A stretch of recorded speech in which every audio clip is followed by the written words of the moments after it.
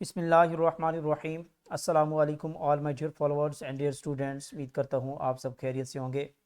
आज की बड़ी update, federal public service commission की तरफ से डिफरेंट पोस्ट का स्क्रीनिंग टेस्ट की डेट्स अनाउंस हो चुकी हैं, जो कि आपको स्क्रीन पे नज़र भी आ रही हैं। आप ऑफिशियल वेबसाइट का विज़िट कर सकते हैं एफपीएससी का, तो वहाँ पे कंप्लीट शेड्यूल भी गिवन है। इसके साथ साथ ये जो रिटन टेस्ट का शेड्यूल डिज़ाइन किया गया है, ये वो एडवर्टाइजमेंट है जो 2025 में एफपीएससी का फर्स्ट एडवर्टाइजमेंट इशू हुआ था। तो ये आप सबके लिए एक अच्छी खबर है, और बुरी खबर भी है। अच्छी खबर ये है कि फेडरल पब्लिक कमीशन ने अपना कंप्लीट प्रोसेस रिवाइज़ किया है 2025 में, और अपने प्रोसेस को, स्क्रीनिंग प्रोसेस को और इंटरव्यू प्रोसेस को बहुत फास्ट किया है।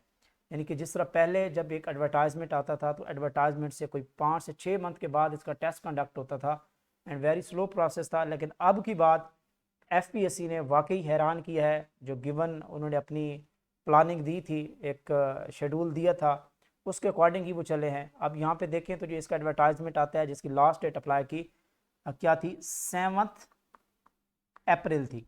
7 अप्रैल इसकी लास्ट डेट एडवर्टाइजमेंट की थी अप्लाई करने की।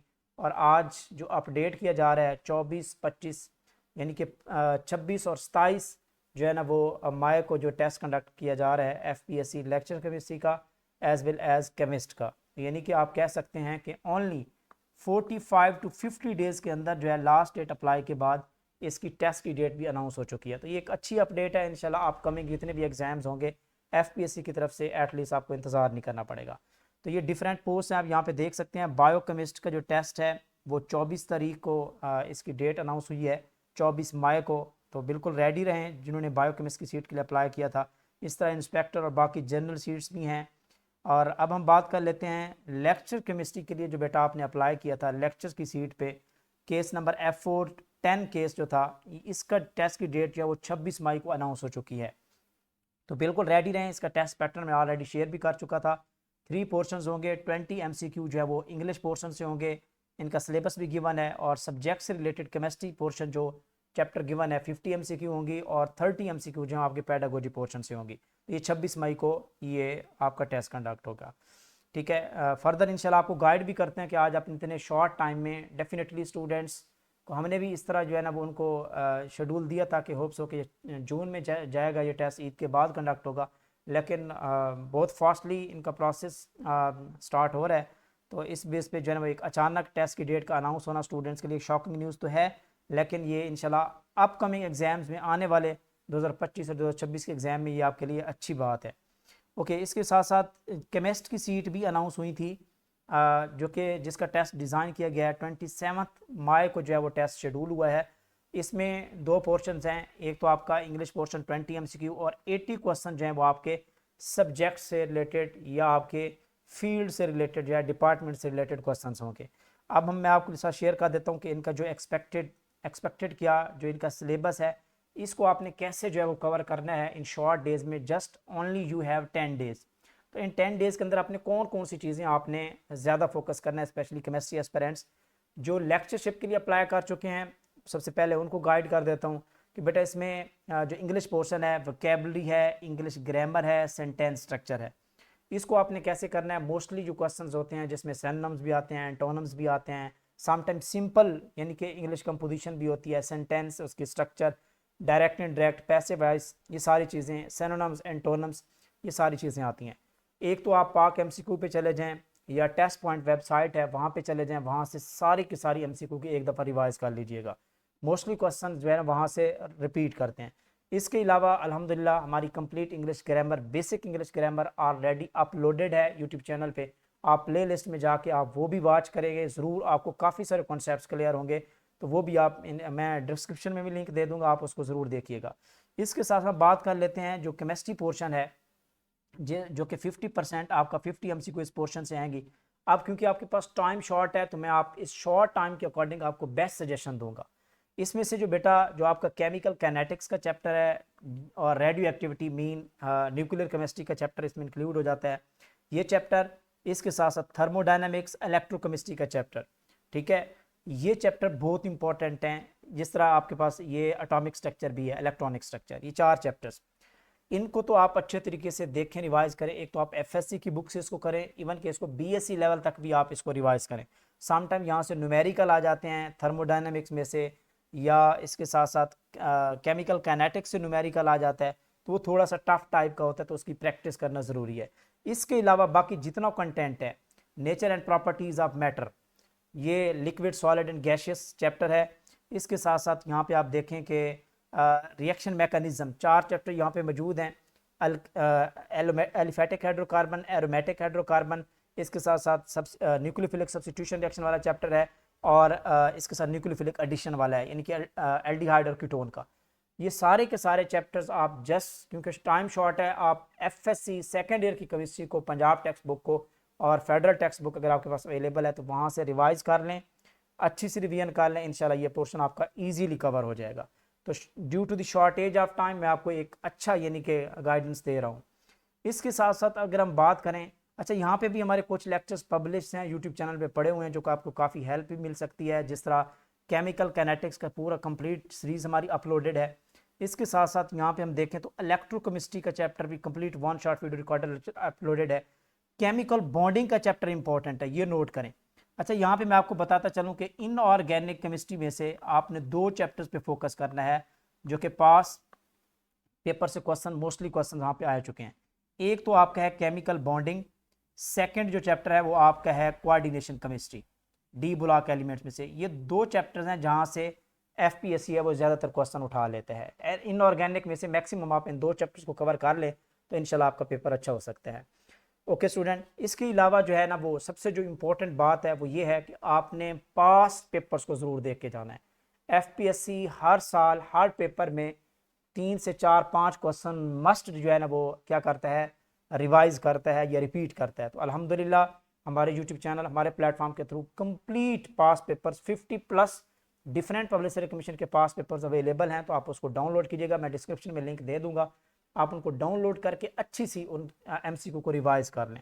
उनकी कंप्लीट डिस्कशन भी हमारे यूट्यूब चैनल पे अवेलेबल है, वो भी आप वॉच कर सकते हैं। अब हम बात कर लेते हैं पेडागोजी पोर्शन की। तो ये 4 चैप्टर्स इंक्लूडेड हैं: teaching methodology, classroom management, testing and evaluation and knowledge of Bloom taxonomy. And mostly questions मैं आपको 90% यहाँ से बता रहा हूँ, 80 to 90% ये पेडागोजी पोर्शन मोस्टली जो है वो डिफरेंट वेबसाइट से लिया जाता है, या मोस्ट रिपीटेड, आप इस तरह कह लें, मोस्ट रिपीटेड एमसीक्यू होती हैं जो डिफरेंट पास पेपर से ली जाती हैं या डिफरेंट वेबसाइट से as it line to line वहाँ से उठाई जाती हैं। आप पास पेपर्स को भी उठा के देख लें। तो इसके लिए भी मैं आपको रिकमेंड करूँगा, एक तो आप जो है ना वो zone of education sir Naimullah Farooqui की जो बुक है उसको फॉलो कर लें, ठीक है। उनके यूट्यूब चैनल को भी फॉलो कर लें, वहाँ पे भी कंप्लीट इनकी लेक्चर सीरीज़ अवेलेबल है। आप उनको एक दफ़ा ज़रूर देख के जाएँ, बहुत अच्छे कॉन्सेप्ट्स वो प्रोवाइड करते हैं। इसके साथ साथ जितने भी पास पेपर्स हो चुके हैं पेडागोजी से रिलेटेड एमसीक्यू, अल्हम्दुलिल्लाह वो भी हमने अपलोडेड किए हैं। ऑलमोस्ट 15+ पास पेपर्स हैं पेडागोजी एमसीक्यू, जो पास पेपर्स हमने एक्सट्रैक्ट करके स्टूडेंट्स को पीडीएफ फॉर्म में प्रोवाइड किया है। तो उसका लिंक भी यहाँ पे एफपीएससी पास पेपर में मौजूद होगा, उसको भी आप डाउनलोड करके अच्छे तरीके से रिवाइज कर लें। ये एक शॉर्ट स्टडी प्लान है, जो एफपीएससी लेक्चर केमिस्ट्री में आप इन 10 दिन के अंदर अगर आप इन डायरेक्शन को फॉलो कर लेते हैं तो आप बहुत अच्छी तैयारी कर सकते हैं।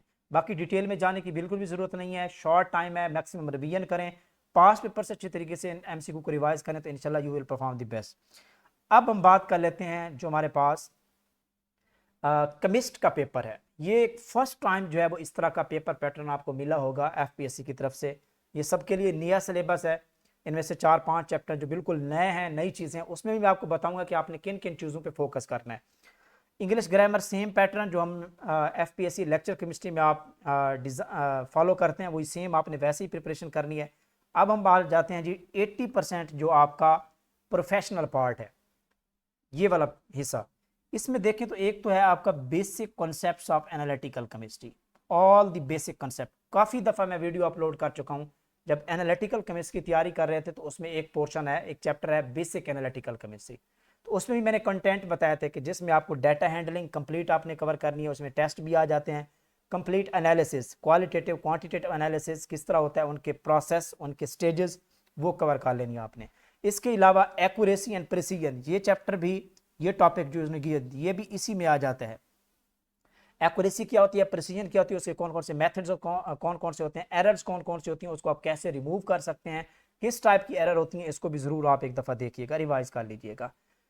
इसके बाद अगर हम बात करें तो एक चैप्टर है केमिकल एनालिसिस ऑफ वाटर। अब स्टूडेंट्स को मैं थोड़ा सा गाइड कर देता हूँ कि बेटा इस टॉपिक में आपने किन चीज़ों को देखना है, रिवाइज कर लेना है एक दफ़ा उन टॉपिक्स को।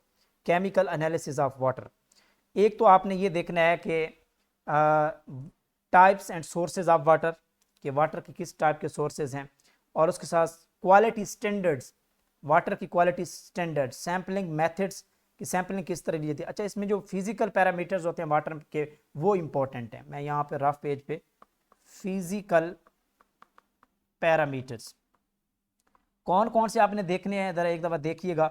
टेम्परेचर पे क्या इफेक्ट है, टर्बिडिटी क्या होती है, कलर, कंडक्टिविटी जिसको TDS कहते हैं, टोटल डिजॉल्व सॉलिड, BOD क्या होती है, बायोलॉजिकल ऑक्सीजन डिमांड, इसके साथ साथ COD क्या होती है, केमिकल ऑक्सीजन डिमांड, DO क्या होती है, डिजॉल्व ऑक्सीजन।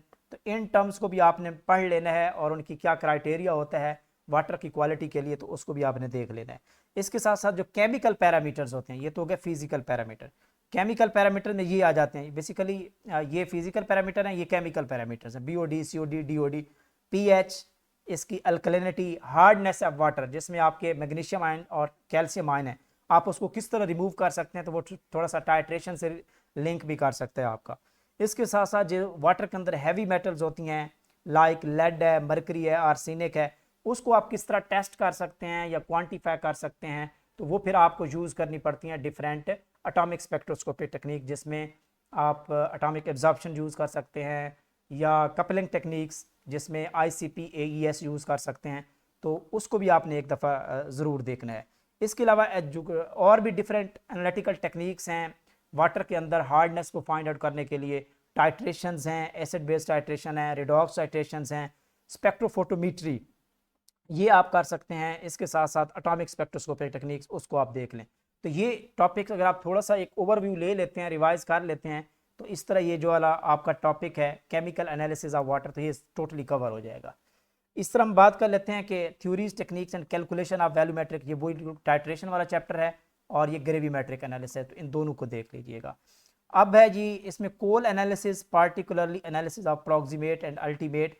तो इसमें कोल एनालिसिस में जो आपने चीज़ें देखनी है, वो मैं आपको दो चार चीज़ें जो इंपॉर्टेंट हैं वो आपको बता देता हूँ। एक तो कोल क्या है, resources of coal, fossil fuel, जो हमारा बेसिक चैप्टर है ऑर्गेनिक केमिस्ट्री का, उसको कंप्लीट देखें। कोल, उसके सोर्सेज, इसके साथ साथ जो इसमें जो इम्पोर्टेंट चीज़ है कि मॉइस्चर कंटेंट या कार्बन कंटेंट इन दी कोल के अंदर, कोल के डिफरेंट टाइप है ना, पीट, लिग्नाइट, फला एंथ्रासाइट, उसमें कार्बन की क्या परसेंटेज है, इसको भी देखिएगा।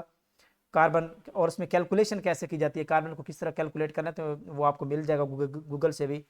इसके साथ साथ ये इंपॉर्टेंट चीज़ें हैं जो आपने देखनी है इस चैप्टर में। देन उसके बाद आपने देखना है एटॉमिक एब्जॉर्प्शन स्पेक्ट्रोफोटोमेट्री और फ्लेम इमिशन, दो चीज़ें हैं इसमें। एटॉमिक इमिशन, इसको डिटेल में देखना है, एटॉमिक एब्जॉर्प्शन स्पेक्ट्रोस्कोपी, और उसके बाद ऑक्सीडेशन रिडक्शन टाइट्रेशन है, रिडॉक्स टाइट्रेशन, उसकी टाइप्स, स्पेशली जो डिफरेंट टाइप्स हमने डिस्कस भी करवाई हुई हैं, उसको आपने देखना है, जिसमें वोल्फ-हॉल्ट टाइट्रेशन की टाइप है, और बाकी भी टाइप्स इसमें मौजूद हैं। अब मुझे एग्जैक्ट नाम नहीं याद आ रहा। Okay, decomposition techniques of rock and minerals, rock and minerals की जो डिकम्पोजिशन टेक्निक्स हैं।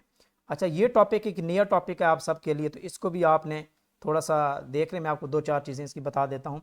इसमें एक तो आपने ये देखना है कि रॉक के अंदर मिनरल की composition, minerals composition in rock, ये जो इन्वायरमेंटल केमिस्ट्री का चैप्टर है, वहाँ से डिफरेंट परसेंटेजेस आपने देख।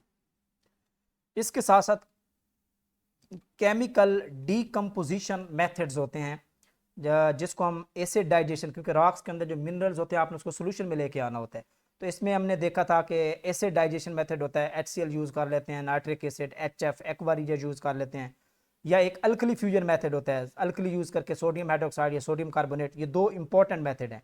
Acid digestion method, alkali fusion method होता है। इसमें फ्यूजन टेक्निक्स में आप सोडियम कार्बोनेट फ्यूजन भी आ सकती है, लिथियम मेटाबोरेट फ्यूजन भी आ सकती है। इसके साथ साथ sample preparation for instrumental analysis, कि जिसमें आपने जो एलिमेंट है उसको आपने क्या करना है, डिकम्पोज करना होता है, सोल्यूशन में लेके आना होता है, तो एटॉमिक एब्जॉर्प्शन स्पेक्ट्रोस्कोपिक टेक्निक है, ICP OES बहुत यूज़ होती है, इसको आपने देख लेना है। तो ये एक कंटेंट है जिसको आप फॉलो करें, इसको अच्छी प्रैक्टिस करें। तो ये 10 डेज़ है, मैक्सिमम आप प्रैक्टिस करें। नई चीज़ें जो मैंने आपको गाइडलाइंस आपको बताई हैं, इन्हीं को फॉलो करके आप मैक्सिमम रिवीजन करें, इन चीज़ों को देखें, MCQ की प्रैक्टिस करें। इंशाल्लाह इसी वीडियो की डिस्क्रिप्शन में मैं काफ़ी सारी चीज़ें आपको प्रोवाइड कर देता हूँ, पास पेपर्स भी और कुछ इंपॉर्टेंट चैप्टर्स भी, जो आप उसको फॉलो करके आप अच्छी तैयारी कर सकते हैं। इसके अलावा काफ़ी सारे स्टूडेंट्स हमें बार बार मैसेज कर रहे होते हैं कि सर इसका टेस्ट कब कंडक्ट होगा, क्या होगा, कब शेड्यूल आएगा। तो बिल्कुल अपडेट नहीं होते आप लोग, चीज़ों पे फोकस नहीं करते, इस तरह की जॉब्स भी आती रहती हैं। तो आप हमारे ऑफिशियल व्हाट्सएप चैनल का लिंक इसी डिस्क्रिप्शन वीडियो में गिवन है, तो आप उसको फॉलो कर लें। इंशाल्लाह बिल्कुल अपडेट दी जाती है आप लोगों को टेस्ट के हवाले से, इंटरव्यू के हवाले से और एडवर्टाइजमेंट के हवाले से। तो इंशाल्लाह ये वीडियो अगर आपको अच्छी लगी है तो इसको लाइक भी करें, शेयर भी करें और चैनल को सब्सक्राइब भी करें।